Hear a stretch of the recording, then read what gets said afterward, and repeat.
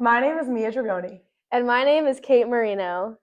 In today's news, you're going to hear and learn about all things Stonehill and see what makes our campus so great. In videos made by Stonehill Summit writers, you can get a glimpse of all the stories and news that went out this year and what is going on around campus. Let's join Audrey Sears and her furry friend Winnie to hear all about how emotional support animals have made a difference on campus. Today, we have the emotional support animal owned by Abby Gilbert. Winnie is here joining me for some emotional support, a job in which he is qualified and approved for by the Stonehill Housing Accommodation Committee. Winnie, along with 7 other pets on campus, have been appointed by the board to support students who struggle with mental health issues, including anxiety, depression, and OCD, just to name a few. Here's a video giving more of a deep dive into support animals on campus.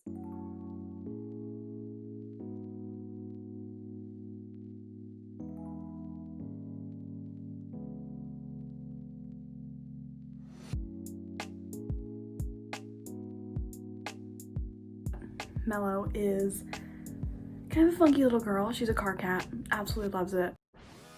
Doesn't make a peep. She typically just sleeps in the passenger seat, like just doesn't really have a care in the world. Some of my favorite things about him are that he's very silly and playful, and he's also such a love bug. To get an ESA approved on campus, you have to go through the processes and everything to first get your letter after you get like a diagnosis for something that would qualify you for an emotional service animal or an emotional support animal. It's really important to look over the paperwork first to make sure that you understand it, that your PCP understands what you need it for. My time commitment did not allow me to really have a dog, so I was like, you know what, cats are not to say low maintenance, but they have different needs and requirements. But yeah, Mello likes being on campus. She enjoys. I have 2 big windows in my room, so she typically just sits there and watches students when I'm out in class. He supports me by just having someone to rely on. He also helps a lot with my OCD, just to help me not follow a routine every day. And yeah, if you need an emotional support animal, it's been really helpful with my stress and anxiety levels in general. Wow, what a cute cat. Too bad I'm allergic. Next, we have a great story written by our Stonehill Summit reporter, Jordan Harrington. She will take us behind the scenes on how this program came to life and what it means for the future of creativity at Stonehill. Hello! Big changes are coming to Stonehill this fall with a new debut of a new major, digital media production. So the digital media production major is, we've been in the process of having it a minor for 10 years, and now this is the first step to make it into a major. So you would have 7 class requirements, and then from that, you are able to choose from many other departments as your elective. So I think that's the really beneficial part, that it's very interdisciplinary. About a few years it's been into development. We've been wanting to make it into a major for a while, and we got the go-ahead about a year ago to start doing that. And I think the major thing is applying for grants to really upgrade our facilities as far as our equipment for the classes and also the studio for some of the TV broadcasting. I think those are 2 major things that we're trying to upgrade. And also the lab, which is very important to upgrade our computer system. So that's what's in place right now to be ready for the fall.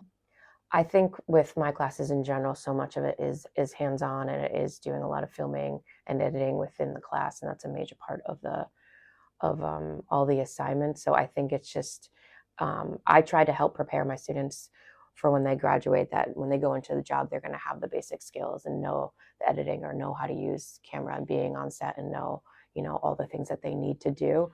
I think that's my goal within the major. Well, I would say what excites me is how much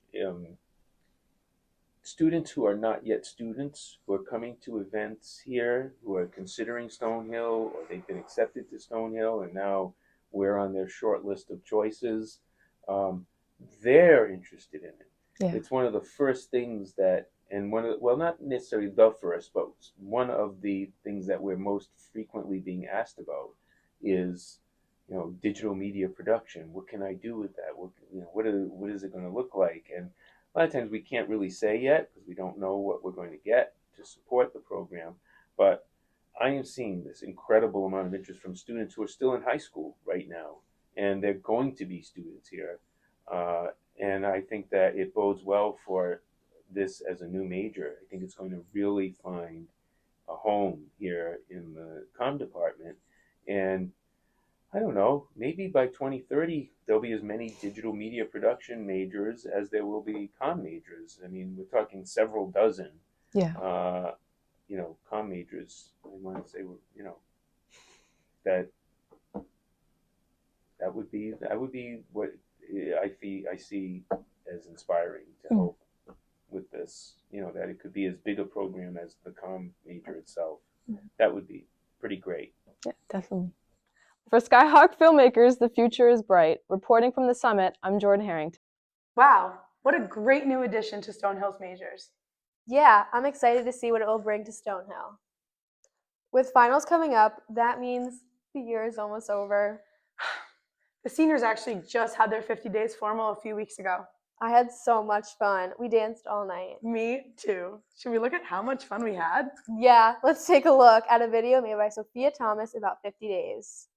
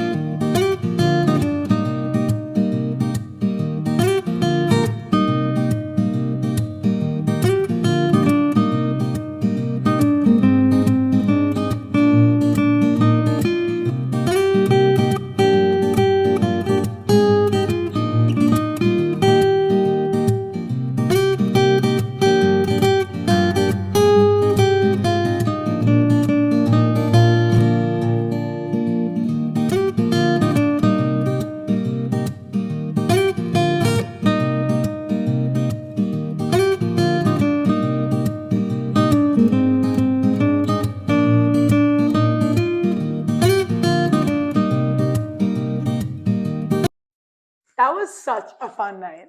I know, we can tell you had fun. Well, anyways, writer Jordan Harrington got to catch up with women's basketball coach Trisha Brown.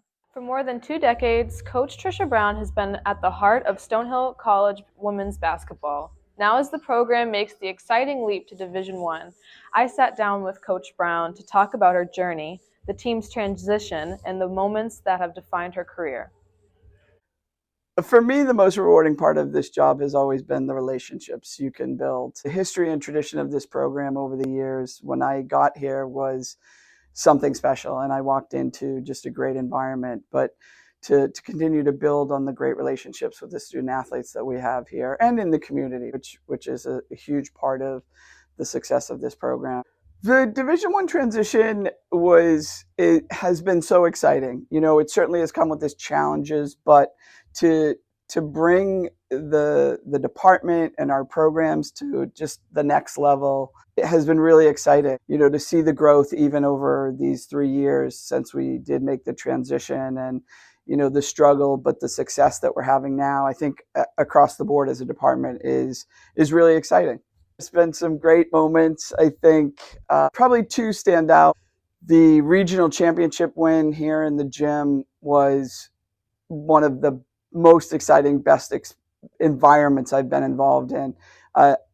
School had been on spring break, and so we were playing the regional championship here at Stonehill. So we had good crowds, but the students came back, and the game was on Monday night, and it was absolutely packed and a great environment, and we wanted to go to the Elite Eight. So that will always be a really special moment. The other one for me, it was my 3rd game coaching here at Stonehill. We had played in a tournament out in Western PA and won that, but my first home game was against Bentley. And if you know anything about Stonehill basketball or Stonehill athletics, Bentley's the big rival. So that was my first home game. They had a really, really talented squad that year. We weren't supposed to win, and we beat them. So I got my job security, I think, of my first home game here at Stonehill. With a legacy built on dedication and success, Coach Brown continues to shape the future of Stonehill basketball. And as Skyhawks soar into Division I, she's leading the charge with the same passion that has defined her career. Reporting from the summit, I'm Jordan Harrington. Trisha Brown is clearly a legend at Stonehill, in the heart of Stonehill women's basketball. She really is. Now, moving on to student teachers who are here to stay on campus during spring break who received no compensation for food. With campus dining halls closed, student teachers found themselves at a struggle to have ample access to food. Here is Kelsey Barber with the story. Hi, my name is Kelsey Barber, and I got the chance to talk to student teachers here at Stonehill about their dining experiences over spring break. Hi, my name is Megan, and I'm a senior, and it was really hard to get food over spring break because the school didn't provide anything for us. Hi, I'm Jenny Lavolsi. I'm a senior. Over spring break, student teachers didn't have any dining options here on campus, and for me, it was very hard at first because I didn't have a lot of guidance as to where I was supposed to find my dining for the week, but thankfully I had family who were able to support me. Yeah, it was hard, but teachers got through the week. Emily Samaro, I'm a senior. I prepped to not have food on campus by going grocery shopping and making meals here in the kitchen. Wow, if I was them, I would have been hungry. Come back to this channel for more Stonehill student content. Wow, I would be hungry too, Kelsey. Me too. Should we go grab a bite to eat? Yeah. That's all we have for today. We'll see you next time. Don't miss out on future updates and announcements by following us on Instagram and YouTube to stay in the know. Thank you.